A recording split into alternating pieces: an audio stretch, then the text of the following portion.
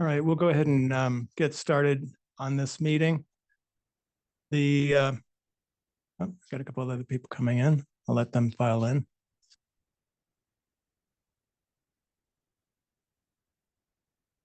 Over the past year, the town has received a lot of complaints about construction noise in particular. As a result, the select board and I discussed establishing a working group that would review the existing bylaw, and in light of the complaints that we received, specifically look at what we could do to improve enforcement of our current bylaw. So the noise bylaw working group consisted of myself, the town manager, I'm Jim Malloy, Joe Pato from the select board, Jim Kelly, our building commissioner, Julie Krakauer, our zoning administrator, Tim Flaherty, our recently retired deputy fire chief, Mike McLean, our police chief, John Mazeral, a police captain, Abby McCabe, our planning director, Joanne Belanger, our health director, and Alicia McCartan, our assistant health director.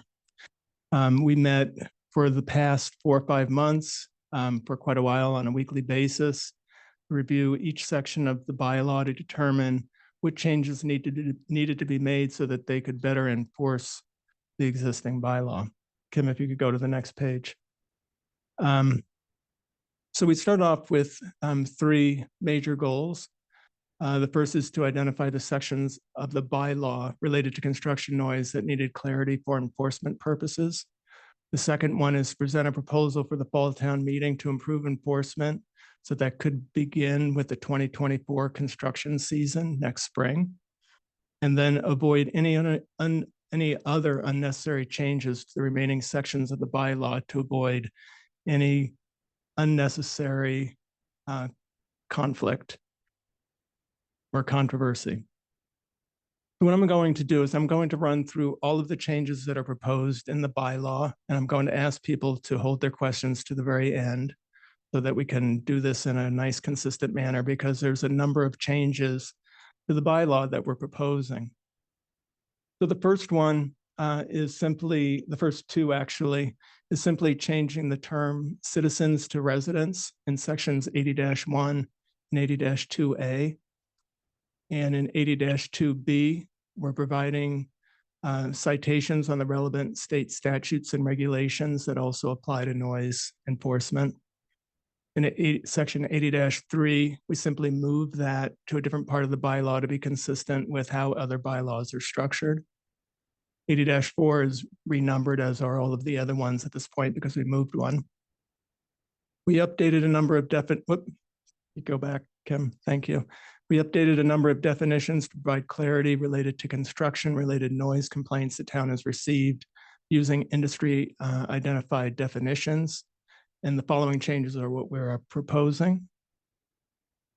We removed the definition of broadband noise because it didn't provide any benefit in the enforcement. Added a definition for blast hole drilling, which is one of the issues that people ask questions about when they file complaints earlier this year. We added a definition for equivalent continuous sound pressure level, which is the method of measuring sound on a sound meter. We modified the definition for excessive or unwarranted noise to remove the term disturbs a reasonable, prudent person, but I'll have more to say about that in a little while. We removed the definition of motor vehicles that's defined by state statute. We modified the definition of noise injury. The current bylaw refers to a 30-year-old standard, and we replaced it with a standard from the National Institute on Deafness and Other Communications Disorders from the National Institutes of Health. We modified the definition of noise pollution from a broadband sound that raises the noise level by 10 decibels above the ambient noise level to a sound source that exceeds 80 dBA in residential zones and 85 dBA in all other zones. I'll have some more to say about that later as well. We added a definition for percussive breaking, which is the hammering, which is probably the single largest complaint that we received over the past year. That's the heavy equipment that through a percussive process, breaks rock up, and it's what you hear. It's the pounding noise when you've gone past a site where they're breaking apart ledge. We removed the definition of tonal sound. Again, that did not assist us in enforcing the bylaw. And then we added a definition of rock breaking. The next change we made was in section 80-5A. We clarified that contractors are permitted to use tools in construction sites only between 7 a.m. and 5 p.m. Monday through Friday, and Saturdays from 9 a.m. to 5 p.m., and that such work is not allowed on Sundays and legal holidays as recognized by the Commonwealth. This section now excludes blast hole drilling, rock breaking, and blasting. The next change we made was on subparagraph 2 of that section, where it says that residents are permitted to use tools used in construction between 7 a.m. and 5 p.m. Monday through Friday, and Saturday, Sunday, and legal holidays from 9 a.m. to 5 p.m. So there's some additional times that residents can use certain tools that contractors cannot. This section also now excludes blast hole drilling, rock breaking, and blasting. We did receive some questions about why would residents be blasting, and we actually had a discussion about when a contractor buys a property and then they sit on it for a year, and then they start working on it and claim that they're the resident of the property. And so we did include that specifically in there for that purpose. Subparagraph 3, this section has been revised to limit blasting and the use of powered equipment and rock breaking, including but not limited to pneumatic hammers, to weekdays between 9 a.m. and 5 p.m., and not at all on Saturdays, Sundays, or legal holidays recognized by the Commonwealth. We added language that requires the contractors and residents comply with noise mitigation requirements that are new requirements that are in section 80-8. Bless you. 80-5, it's a small enough group that I can say bless you. 80-5B, we added a new section that clearly delineates the legal holidays in Massachusetts. In the past, contractors have generally worked the holidays that are not excluded from the old blue laws in the state. And so there was only 6 or 7 holidays that they didn't work on.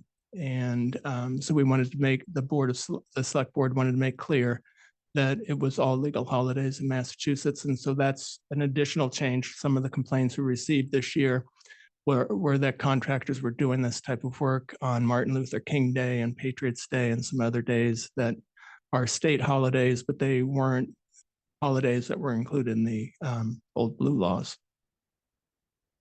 In 80-8I, we added a title for the section on landscape noise at town meeting, added in 2021, as there was no title for that section. It had been added, but there was no title to it. So we added just the title to that section. 80-5I9, we added a section to exempt golf courses to allow them to use gas-powered leaf blowers, declare fairways and greens as part of their business operations. 80-7, we moved the enforcement and penalty section to the further down in the bylaw, which is more traditional and how bylaws are structured. 80-8, we added that the noise mitigation plan needs to be prepared by a credentialed noise mitigation consultant, and added that based on specific conditions, the building commissioner is authorized to require a noise mitigation plan on any project. In 80-8-2, we added a requirement that at the discretion of the building commissioner, regular noise monitoring and reporting may be part of the noise mitigation plan and includes the following requirements. The whole paragraph, so I'll try to read it through quickly. The objective of this bylaw is to keep maximum noise levels at the property line under 80 decibels in residential zones and 85 decibels in all other zones. This is taken to mean the LAEQ as measured by a calibrated sound level meter. Since construction noise varies over time, the LAEQ measurement should be taken over a representative time period, capture the loudest typical sustained noise level. This plan must address all noise producing activities involved in rock removal, including rock pounding, rock crushing, pneumatic jackhammers, or rock cutting, collectively defined as ledge work, Blast hole drilling and blasting as permitted through the fire department is excluded. Plan shall include a site plan showing the site boundaries and the locations of nearby residents on all sides. Site plan shall also show the location of ledge to be removed and the locations of each proposed noise-producing equipment and its range of movement. This is specifically to address a lot of the complaints that we received on construction sites, specifically on Pleasant Street earlier this year. 80-8.4, we removed some duplicative and conflicting enforcement provisions on who actually does the enforcement and what the fines are. 80-9, we changed citizens to residents in that section as well. And then 80-11, we increased under the enforcements and penalties. We increased the penalties to $100 for the first violation, $200 for the second violation, and $300 for the third and subsequent violation. $300 is the highest level that we're allowed to fine under Mass General Law. So one of the questions we've had since we began working on this, and some of the emails the select board and I have received have been, why did we need to pick a specific decibel level in order to enforce? On the left here, you see the speed limit sign. This is a typical speed limit sign that we're all accustomed to seeing, and that police departments are able to enforce using radar speed guns and other approved sources for measuring speed. And it provides a clearly defined speed limit that when we go to court, we're able to enforce that. The second sign says speed limit, the speed limit that 85% of drivers are traveling at or below. When you see a speed limit sign, there's actually a speed study that goes in behind it. The state will do a speed study, and it's based on a standard called the 85% rule that is designated through the Manual for Uniform Traffic Control Devices from the Federal Highway Administration. And what they basically do is they take a look at what most drivers will drive, the speed that they will drive, with the premise that the majority of drivers choose reasonable speeds for given road conditions. And this is just referred to as the 85th percentile. But it's not really enforceable in that sense. And so it has to be translated into a speed limit sign so that the police department has the ability to enforce it and drivers know what they're supposed to be driving. And so it's one of the reasons why the current bylaw is difficult for us to enforce, because it leaves it to a very wide discretion on what a reasonable person may find objectionable. And so our current bylaw states that the intent of the bylaw is to maintain at the property line 85 decibels or less. And so we've retained that 85 decibels for commercial and industrial areas and reduced it to 80 decibels in residential areas. If you go to the next slide, Kim. And so at the last select board meeting that was on September 20th, the board had a discussion about the current proposal. And between then and earlier this week, Chairman Joe Pato and I went back and forth on a couple of different potential other changes that we could make to address some of the concerns that residents have raised with this particular proposal. One of them would be to retain the current 10 dBA over ambient noise in the definition of noise pollution, in combination of lowering the dBA so that it reads, or it would read, the condition resulting when either A, a sound source exceeds 80 dBA in a residential zone and 85 or more dBA in all other zones, or B, a sound source raises the noise level by 10 or more dBA above the ambient noise in any zone. The second one would be retaining the current definition of excessive or unwarranted noise so that it reads, any noise that disturbs a reasonably prudent person results in noise pollution or noise injury. And then the third one is whether or not we potentially remove the proposed exemption for golf courses to allow them to use gas-powered leaf blowers into the future. This, of course, would have an impact on our operations of the town-owned Pine Meadows golf course. Those of us who play golf It's nothing quite like losing your ball in the middle of a fairway on a nice October day. So with that, that's the presentation. And there are both people online as well as people in the room. There is a microphone, and as we do with typical meetings, if you have any comments, if you would provide your name and your address, and then ask whatever questions or comments you may have.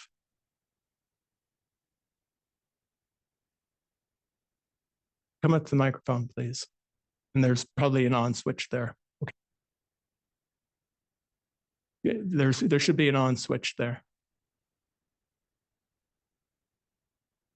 Hello? Yeah. Yep. Hi. Yeah. Thank you. My name is Longwei Su. I live in 29 Parker Street. I guess my question regarding the change of bylaw is why we change it. Because last revision, I believe 2001, so it's been over 20 years. I'm pretty sure we have construction going on in the neighborhood, in the town. And then it's been working for 20 years, right? Construction is not something new to the town. And why we change the bylaw so dramatically just because we have a reason complaint. Maybe those complaints actually valid, maybe actually disturbing those neighborhood. I mean, another thing is, this is not just by construction. The word in my understanding is going to leave the noise limit to 85 and 80 across the board. And the language was including blasting hole, now is actually excluding them. So the logic is not dramatic spending, so it's not just construction. And then the thing is, I just couldn't understand the reasoning after this, because I believe we usually have the bylaw about restriction of blower, right? Now, just because a construction is one particular complaint for one construction, that the bylaw going to change to sliding with the contractor. This just don't make any sense to me. I'm just saying, maybe those complaints are valid. Maybe we should have more, I guess, monitoring of those construction noise instead of changing dramatically on the wording of the bylaw. That's really just my confusion. And please, if you can comment on that, I would greatly appreciate it. Thank you. All right. So on the first comment about why change it, and the fact that it's been in place for 20 years, is that it isn't the fact that when we received a lot of complaints earlier this year, we found that the bylaw as it's written isn't really enforceable by the town.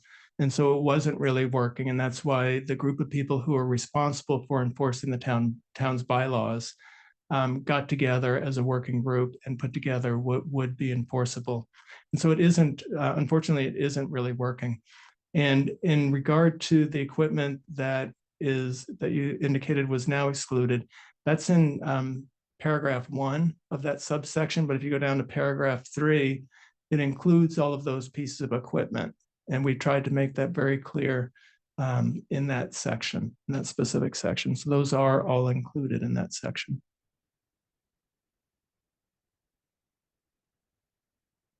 Are there, please come on.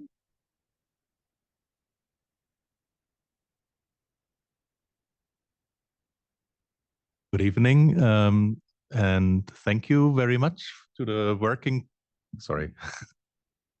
Can you hear me now better? Yes. Yeah. Thank you to the working committee for presenting this draft tonight. I am Marcus Wilczek. I live at 34 Moon Hill Road, and I speak as someone today whose family was quite affected last year by a construction project next door that basically was ledge work for 5 months. And one thing, as I read through the draft and I realized how tricky it is to tackle these issues, one thing that I was wondering about with this lived experience in the background is the duration of the project, and if there is any way to factor that in as well.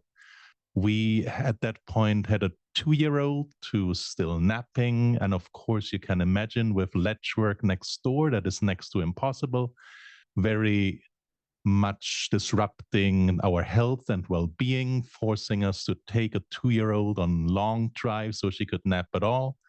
So if it's just a week, 2 weeks, even, 80, 85, I mean, we can discuss all of these things, but if these projects are drawn out like that, it presents to families, and I mean, we'll had that now in the past, but in the future, I imagine it presents other families with issues that are highly disruptive. So I really wonder if there's any way that in the conception of these sound mitigation plans, there can be a realistic look at how long will it take, and not just believing that, I mean, we were told, oh, it will be very quick, that there's a realistic assessment and that this will be factored in. Also, what I was wondering, and this will be my final point, looking at the penalties, and I understand you're saying there's, of course, a state set limit.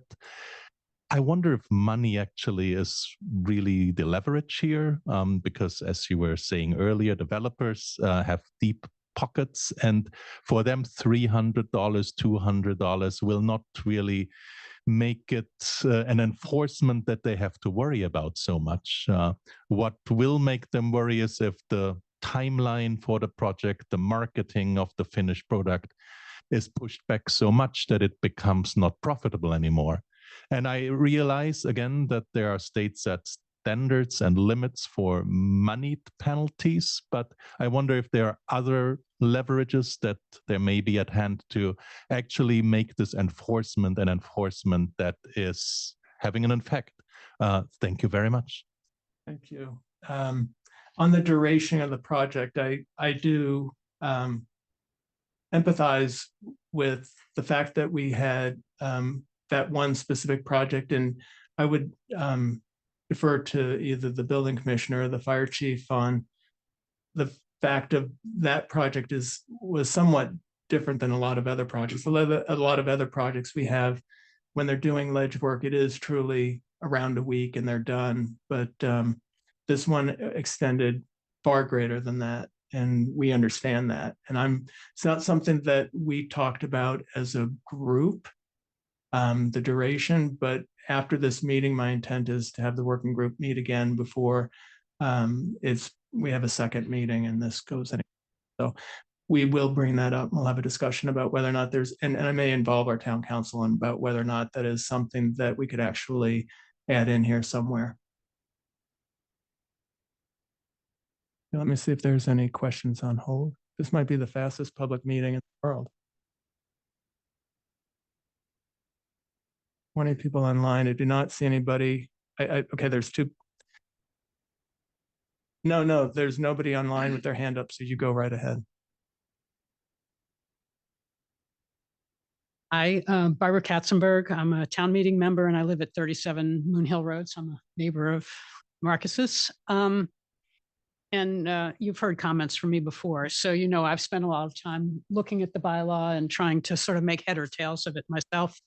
And what I realize is how incredibly complicated noise policy is. And, I started asking myself, well, what should the decibel level be, or what are the public health? And what I realized is I don't have the expertise to answer that.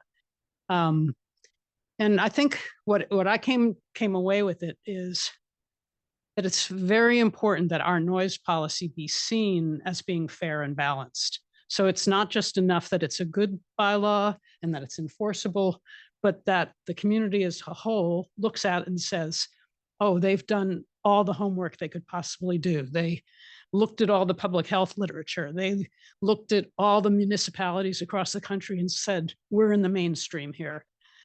We have to be able to point to, as there will be complaints, and noise is an emotional issue, we need to be able to point to what we've done and say, yes, we considered that and we arrived at this because of this systematic analysis and research we did. So I just want to be sure, in the current state, and it sounds like you guys are still going back and forth on it, what I'd read before as a town meeting member, I would have said, not so much that I'm going to pick and choose particular things. I'm just going to say, not sure we're there yet in terms of being able to prove to the community we've done our homework. Yeah, so one of the things we did do is we didn't look at, municipalities across the country, but we did look at municipalities in Massachusetts because we have specific state laws that also impact, the whole issue of blasting. Even though blasting isn't what we got specific complaints about, it was really the rock breaking and drilling. We did take a look at all of the communities in our area because the state does have a very handy webpage that all town bylaws and city ordinances are on one site, so you can go from city to city. And we looked around in our general area, and in our general area, Cambridge, Boston, and Belmont have a noise bylaw in place. And so we did take a look at those and the levels that they all had for that specific reason, because we wanted to be reasonable given what other area communities that regulate noise, what their levels were. And so we're right. And I think people could debate this forever, but the working group settled on numbers that were right in the center of where some of these other communities are. And that in residential areas that we wanted to be more restrictive than our current bylaw allows, which was 85 decibels. And so we've reduced it by 80 decibels. My understanding, and I'm not a noise expert, I'm more an expert in making sure that our staff has the tools in order to enforce bylaws. That my understanding is that for every 5 decibel reduction, that it's cutting noise by 50%. And so it's cutting the noise level allowed in residential areas by 50% and leaving it at the current level in commercial and industrial areas. A follow-up comment. Yeah. So my only, and I heard your description before about looking at Belmont and Cambridge and Boston and so forth. And I think I just would like to say, I'd want to see more. I want to see, and I think it would take quite a bit of work to really, and I don't think just Massachusetts matters. I'd like to see that we're really, truly in the mainstream in what we're doing across the country. And I'd want in town meeting to be able to point to the study that shows, here's what we looked at. Here are the variables that matter on a noise bylaw. And this is where Lexington's sort of hitting the middle on maximum decibels, or, whatever your 3 or 4 criteria are. I just like to see something that we can show that's very broad. And thanks. Okay, thank you. There's a gentleman in the back if you want to come up.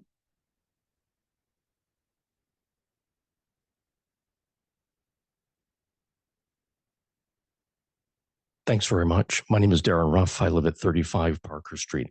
And this is going to be slightly longer, Jim, than you might like. So you can stop me because I've submitted some of this to the public record by letter. And so you just tell me when you wish to move on. You have the floor, sir. So the first thing I would say is, on the 24th of July, it was noted in the select board meeting that we were going to need a public forum in order to discuss the noise bylaw.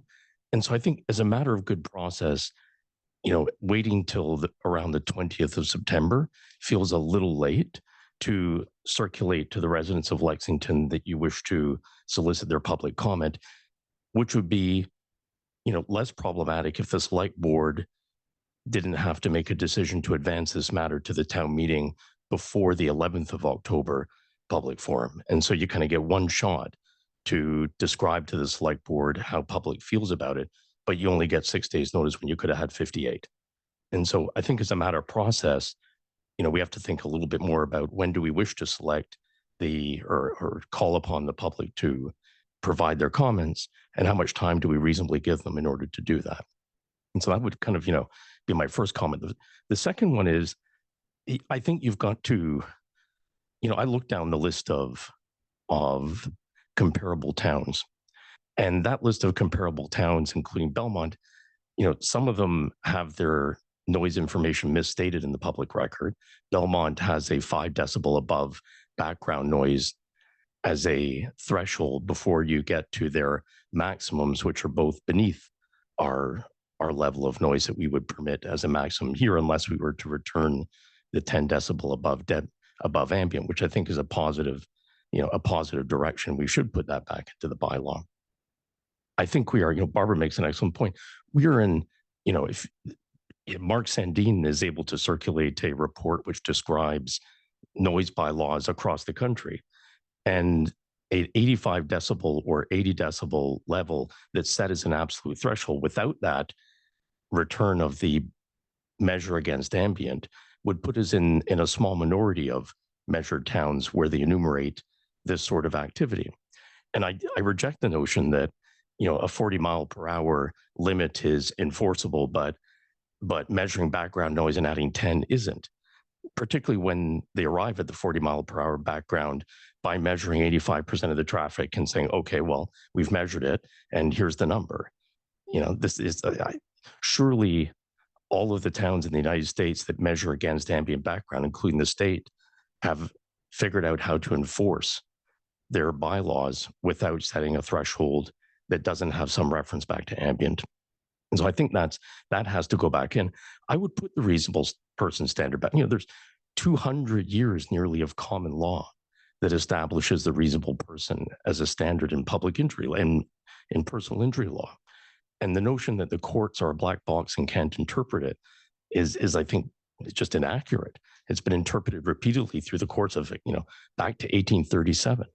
And so I think what it does is give someone the ability to go into court and say, though this bylaw doesn't protect me on its face, look at what's happening, examine the fact pattern, look at section 80.1 of the legislation that says, you know, we're doing this for the betterment of everyone's health and well-being. And as a reasonable person, I'm being injured. And so I think it doesn't harm us to put it back in, and I can't see why we would strip it out, because the legislation can't possibly contemplate every possible fact pattern that might, you know, cause someone an injury. There's no harm in leaving it in. I think that the measurement of noise is problematic. I think the town ought to go and, you know, we solicit and rent resources when we need expertise. I can't imagine we would look at the way in which we regulate the content of our water or the way in which it moves without engaging engineers who really understand what the content of our water should look like and how it should move through the town. And so, you know, if we've not gone and solicited the expertise of noise professionals who might say, hey, you know, that measurement of noise fails to account for the cadence of the noise, which is why the dripping faucet, which may not rise to the level of 85 decibels, is nonetheless incredibly problematic. And I think if we haven't gone around and solicited the feedback of people who study noise and study noise and its impact on health, then we really haven't done our work. And when I hear around the select board that we feel like we should do something before the town meeting, I kind of feel like we're furthering a problematic process. You know, if we've done this for a year and we haven't gone out and solicited the feedback of professionals who study this, some of them who, you know, reside in our own community, and now we're feeling like we got to do something, I don't feel compelled to do anything. I think we're the victims of our own process if we've left ourselves this little amount of time without having consulted professionals who spend their life looking at this. And so I don't feel that sense of urgency that I hear in the voices of some folks. I think that the $300 fine is ridiculous. You know, if you wish to solve the $300 fine problem, you force construction companies to mitigate their sound in such a way that it's factored into the purchase and sale price of the land. You know, the land will trade for slightly less because the builder will be required to spend slightly more to avoid the fact pattern that my friend has described, which I can't imagine when our daughter was 2, it would have been horrible. And so, you know, the market is going to correct for that. And somewhere between the seller, the buyer, and the builder, there is going to be an adjustment in the price of the property to reflect the encumbrance that you're going to attach to the process. And that's better than trying to go, you know, later and say, we need, you know, we're going to fine you $300, which will be in, you know, anybody, I think we've all done sort of home renovation. $300 was, you know, got spent before you got to, you know, first base, you know, probably before you got out of the bullpen. And so I don't see that as, I think that's where the financial incentive or disincentive is found. And we live in Lexington, you know, the developable land sits on ledge, you know, that's loud when you try and break it. The remedy should be to be very visible to the building community and say, we're going to require you to do this. That's going to cost that, build it into your price. There's how the market will settle what the appropriate cost is of mitigating sound or mitigating the kind of noise that my friend appropriately describes as being offensive, which I'm sure it was. And so, I think that this group can do better. And I don't feel any sense of compulsion to advance this process out of the select board into the town meeting until we've gone around at least and said, what is the ambient level of noise in Lexington? The noise maps that we're able to find suggest that it's, in a lot of places, 40, 45, 85 and 80 decibels is the center median of I-95, which I don't think any of us wish to live in. And I think it's a commercial industrial standard that, leaves us looking around for our commercial industrial hearing protection, which I can't imagine anyone in Lexington wishes to experience. And so I think this one ought to really go back to the drawing board. And I would say that, people are sort of, contribute to the public process when they have real visibility into being asked to contribute to the public process. I think we should have been much earlier out to the citizens election saying, hey, we need your thoughts on this, 6 or 4 days. To me, that's, if you can't give more time than that, then that's the stopping point at the select board, because we haven't given people a reasonable opportunity to comment before a milestone decision is reached. And I thank you very much for your time. Thank you. So we have Steve Kaufman online. Kim, can you go ahead and allow him to speak? Hi, I would just, my only comment would be, I'm just looking at like EPA and World Health Organization definitions of noise pollution, and these are like 70 or 75 decibels. So, from the standpoint of like a public health standard, I think that should also be like factored in. So I would just put that in for your consideration, just looking at what the EPA and the World Health Organization defines as like unhealthy noise levels. Because I think, all residents are entitled to quiet enjoyment of their property. And I think, we need to make sure that levels don't exceed like a health standard. As far as my other issue is whatever the target that's set, my bigger concern is the level of the fine is just completely inadequate. I'd rather, if you're going to raise the level of the standard, I'd also suggest you strongly raise the level of the fine so there's more repercussions and more care taken to avoid exceeding the threshold. Thank you for entertaining that. Yeah, Mr. Kaufman, maybe you didn't hear earlier, the fine level that we're suggesting is actually an increase, and it's increasing it to the maximum that we're allowed to under Mass General Law. Okay, well, if it's the maximum under the Mass Law, then obviously that's the most you can do. I didn't realize that that was the maximum that the law would allow. It doesn't seem sufficient, but it is what it is. I would just refer back to my first comment about health standards by EPA and the World Health Organization as being relevant to what the town should allow for the public health and the quiet enjoyment of the town. Thank you. All right, thank you.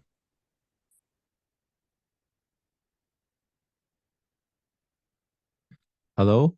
Hi. Thank you for this opportunity, and thank you for the working group. And also, I think I want to thank again for all the previously residents help to comment. I think we talk a lot about the study, the data, the research, and then why we come into this conclusion so quickly. I think for me, I want to talk it using like a life experience and life example that I live in Lexington multiple years, and I live in 11 Fireland Street in Lexington. And recently we started, there's a project called 15 to 17 Fireland Street, and happened next to my house. And I talked with like team faculty, like in fire department a couple of times, and very nice person, and then very easy to communicate. I think just from myself, from my house, people living in my house, my real experience. We do have kids, and we have pet, and we also have old people living in the house. And during the construction, it is very loud. And so this is my own experience, and it is disturbing at some time. And especially in my family, we do have someone working from home, like fully remote, and then it's disruptive, and it's it's annoying. And I did my own research, and then I got some like equipment to measure the sound level is roughly around like 55 to 60 decibels. And I think even for that, I believe so the builder, they have done their research and then they are following the current law. And I mean, from really a resident perspective, I cannot imagine specifically if we increase the sound level to 80 decibel in the residential zone, how that could change and how that could impact our real life. And I cannot imagine if you leave your house in the middle of like I-95 and what does that look like and how does that sound. And even for now, like, so the dog is barking and then kids complaining like why there's so much noise, and old people live in the house, they sometimes don't feel comfortable, I think. So all of that, I think we should and look back and then maybe take 2 steps back and then look again about the amendment and see why we changed them that we have never changed in the past like decades. And so I really don't think we should push for the construction and the commercial that kind of affect like the residents' life. And I also do believe like a resident is the most important part of this society and this community. And I really hope that we can reconsider some of the amendment, especially for the 80 decibel in the residential zone and the 85 decibel for the other zones. Yeah, that's my quick comment, and then thank you everyone. Thank you. Yeah. Don't see any other comments online or in the room. Are there? Oh, okay. I'm sorry. I didn't see you with your hand up.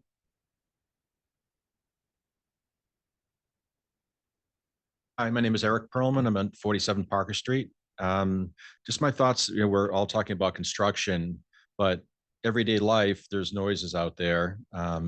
So in theory, if we have an 80 decibel limit for residential, I could literally set up a speaker in my backyard and just blast music 24/7, 365 at a 70 or 75 or even an 80% decibel level, and it would be considered fine. And I just can't see that as being acceptable. I feel that the standards, as everyone talks about the highway noise, that's essentially what it is, and it gives people rights now to be able to do something like that. I just don't feel that's correct. So one of the changes that I hit on at the very end of the presentation there was leaving the 10 decibel above ambient noise and the provision on a reasonable person would find objectionable. So that would address the concerns that you just raised, because those are the bylaws that have been in effect in the past. So I'm a little confused. So Sorry. if the ambient noise level was 55 or 60 and somebody was blasting at 75 decibels, then they would be more than 10 decibels. So it would, the only issue with that is that it then takes a staff person has to go out and actually measure the ambient noise level without the loud music.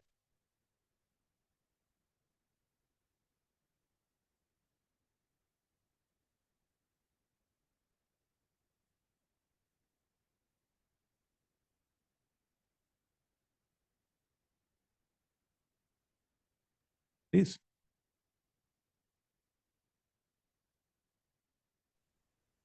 Malloy, there was a Marcy who had her hand up. I accidentally put it down, so I'm not sure if she still wants to speak. Okay, we've got one person in the room, and then we'll go to. Okay, thank you. So we have members of the police here, right? Yes, yeah. So I just was curious about currently in the situation the gentleman from Parker Street was suggesting, if somebody was just playing like super loud music at 11 at night or whatever, what's the current process from the standpoint of the police? Would you just knock on their door and say, you're making too much noise, please turn it off, turn it down? Yeah, please. Yeah. Michael McLean, Chief of Police. I think in the situation you're describing, I don't think it would really have to get to the point where it would have to get to like measuring and getting a sound meter out. This is just a situation of reasonableness and would knock on the door and say, ma'am, you know, your neighbors are trying to. I don't want to speak for Mr. Malloy, but I think maybe the little disconnect on the last point was a lot of this 80 and 85 is talking about construction noise specifically. When it comes to other noise complaints or disturbance of the peace, very rarely do we have to get to a lot of it is just basic. That would be the case in the point. Yes, sure. I guess my point is part of the reason why knock on the door and have that reasonable conversation is because there's a noise bylaw. You're a reasonable person does not. You can apply to that basic law to say this is not community without getting the measurement out. Right? Yeah, and I think in the circumstance you're saying I wouldn't need a noise bylaw to enforce something like that. That could be simply disturbing the peace. That point of just blasting the radio at 10, 11 at night really doesn't have much of a legitimate purpose, especially if it's keeping neighbors. You have a little bit more purpose of blaring the radio at an unreasonable time, if that makes sense. Okay. Right, Marcy, who was online, who mistakenly had her hand put down. If you have a question. Trying to start my video. Let's see. It says I can't. That's okay. We can hear Anyway. you though. Okay, so I don't know what's wrong. I guess I'm just surprised that we're talking about being able to have an ambient noise level of 80. I mean, the World Health Organization says that anything 85 decibels and over for a 1 hour period is to avoid hearing impairment. It would seem like that there's a real health issue to have an ambient sound level of 80 in town, that's allowable. I think a previous speaker said something about that, so I'm sort of seconding that point. Right, thank you. Any other comments? Good.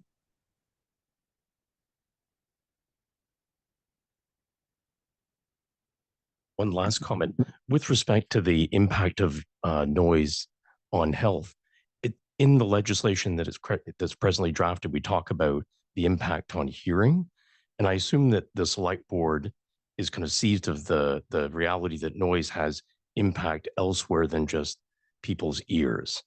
Yes, right? I believe And I think I think they're seized of that, and so I think to draft the legislation in such a way as to have a reference to hearing as opposed to the overall mission of the legislation, which is set out in 81 on general health. I think this is a place where our experts need to tell us, yeah, actually, you know, there are people having heart attacks, there are people suffering from lack of sleep. There, you know, here are the 10 things, so that we're not pointing to one in particular and leaving ourselves, you know, in court arguing that there are a bunch of other things that really matter when we've only enumerated perhaps one. And so perhaps the framers of the legislation could look at the compendium of deleterious health effects, and if we're going to include any at all, at least include a broader subset of them. Thank you.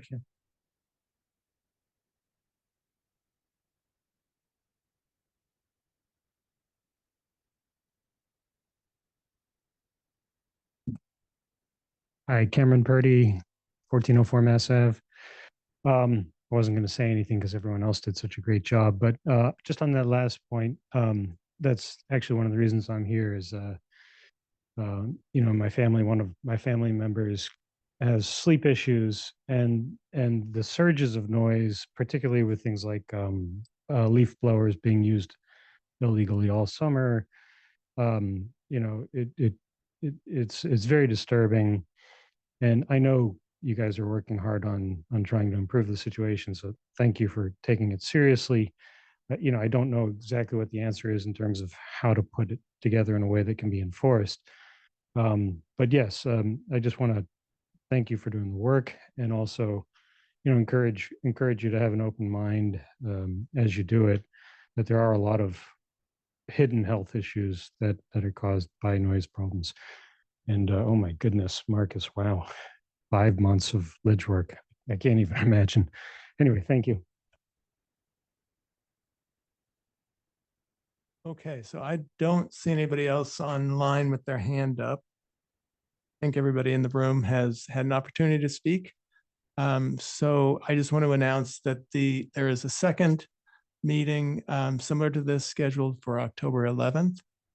The select board will have an opportunity between now and then to discuss the comments. I've noted that most of the select board members are online right now. And so they have heard your comments, and I have written down a summary of the comments, which I will write up and provide to the select board. So they'll have a discussion at their next select board meeting, I believe, on October 2nd. And then there'll be another meeting on October 11th in which we'll hear additional comments from the public. So unless there's any other comments that anybody has, we'll call it an evening. Thank you very much for coming in and providing us the input.